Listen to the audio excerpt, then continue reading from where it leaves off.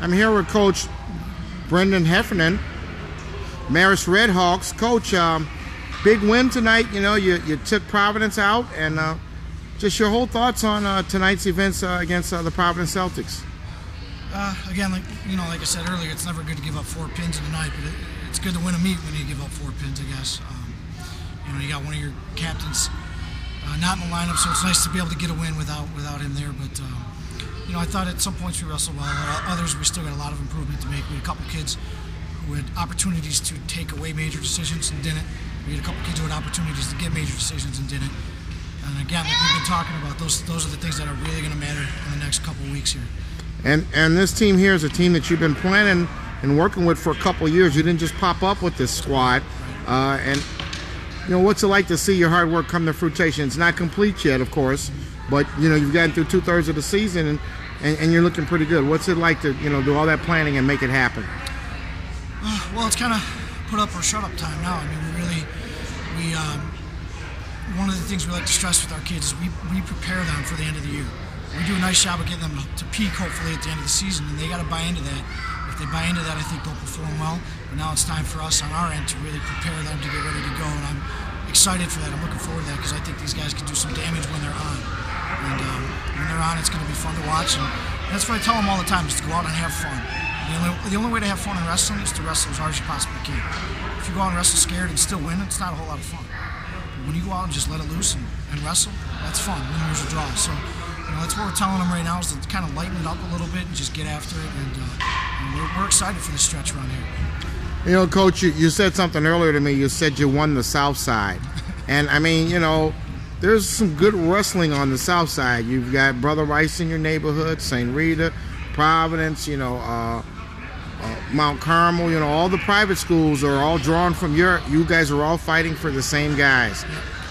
What's it like to really, kind of see Marist right up there at the top now? You can walk into walk up to a kid in any location and say Marist Redhawks, and they know what you're all about.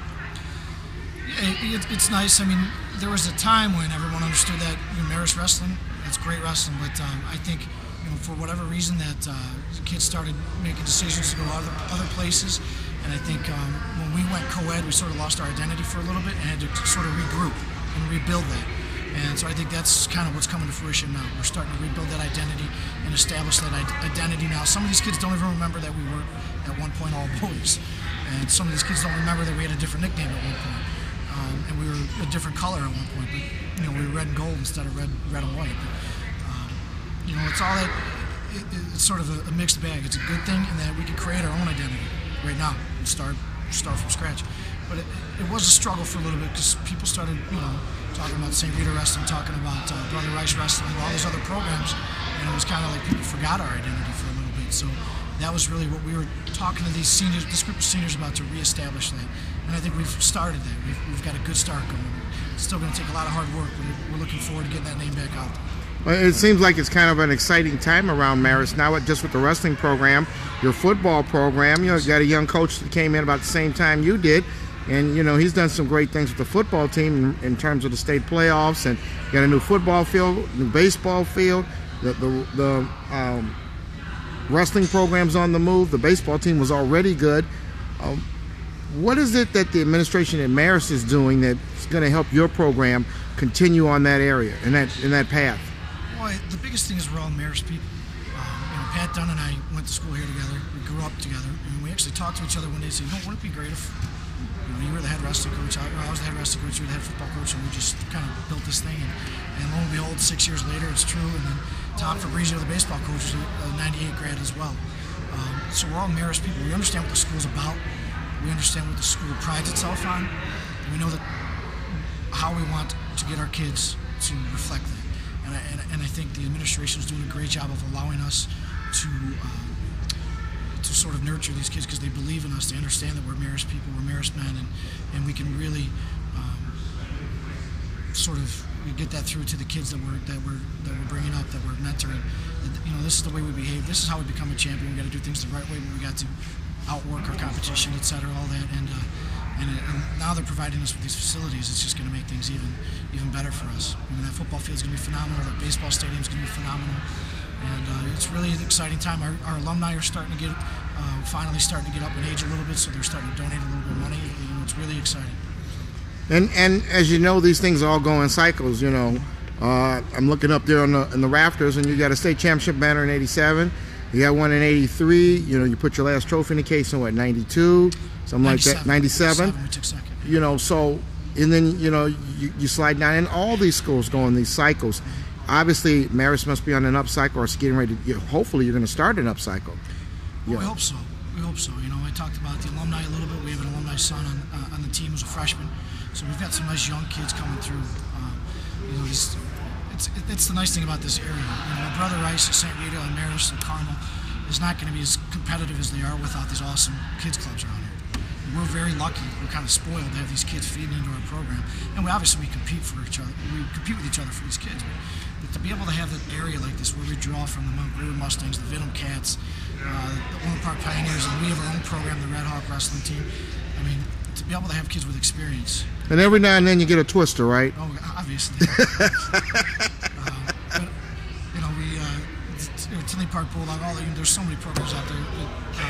To be able to have a kid with wrestling experience step in the building as a freshman, a lot of these high school coaches, you know, they're so jealous of us because we're pretty lucky. There's certain things we don't have to go over, certain things that are already understood.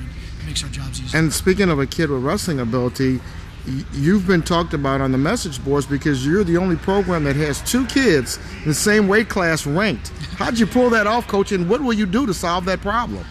Well, we wrestle offs every week. Okay. With Mario and Ryan, and Mario's really closing the gap, which is good.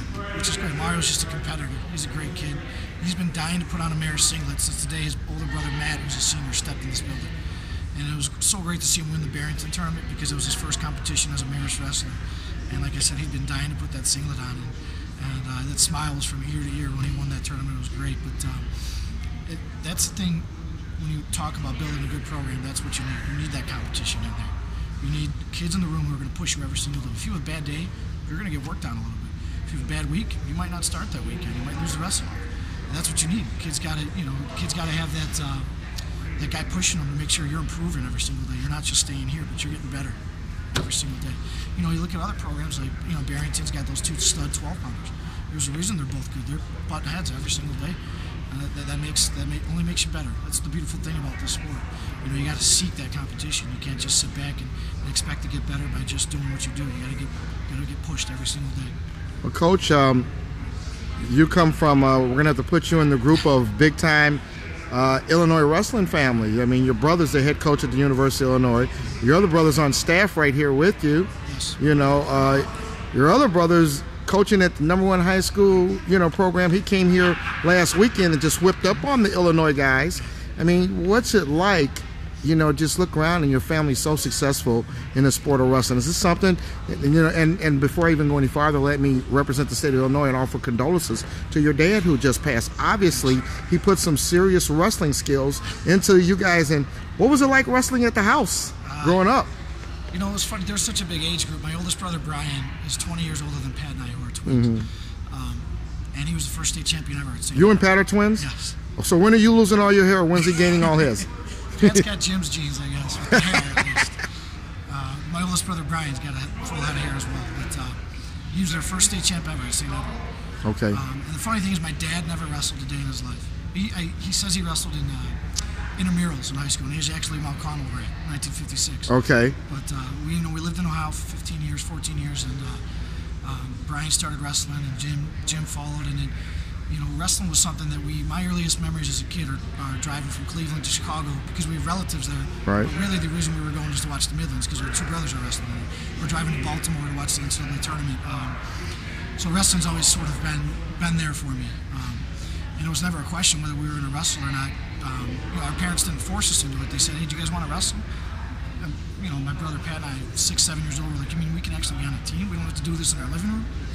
Sign us up," you know. Then when we moved to Illinois, we didn't wrestle for a couple of years, but we finally got back to the mat. And you know, it's just, you know, everyone talks about wrestling being a family sport, and it really is. It's a community. Oh, yeah.